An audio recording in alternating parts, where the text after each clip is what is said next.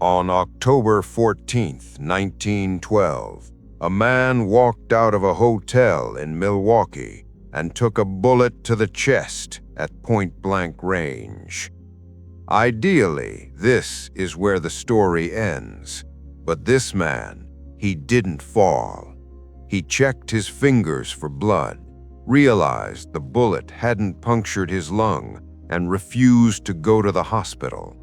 Instead, he walked onto the stage, looked at the horrified crowd, and delivered an 84-minute speech with a bullet lodged in his ribs.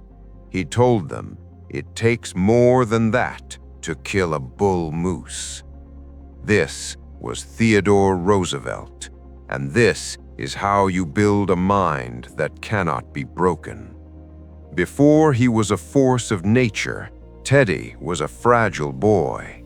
Born with severe asthma, he was often too weak to blow out a bedside candle. Doctors told his father the boy wouldn't survive to adulthood.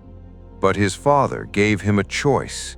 You have the mind, but you have not got the body. You must make your body.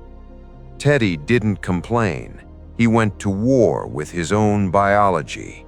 He spent hours lifting weights, hiking, and boxing. He learned early that pain wasn't a signal to stop. It was the forge where character is built. He transformed himself from a sickly child into a physical powerhouse. But physical strength is useless if the spirit is brittle. On Valentine's Day, 1884, Roosevelt faced a darkness that would have destroyed lesser men.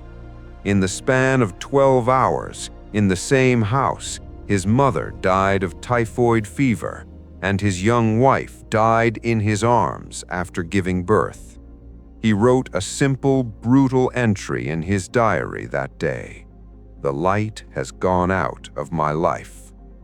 Grief threatened to consume him. He didn't turn to alcohol. He didn't seek pity. He turned to the wild. Roosevelt left the comforts of New York and vanished into the Dakota Badlands. He became a rancher. He rode horses until his legs were raw. He hunted in blizzards. He got into bar fights with gunslingers. In the solitude of the frontier, under the cold stars, he rebuilt his soul.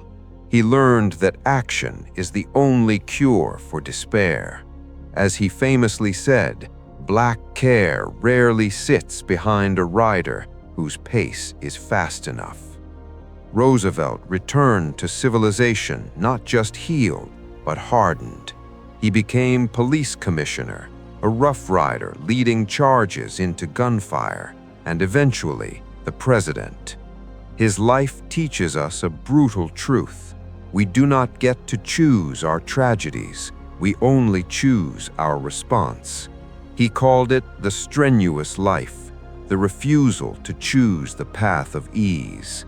So the next time life shoots you in the chest, figuratively or literally, remember the bull moose. Don't fall, don't quit, check for blood, stand up, and finish your speech.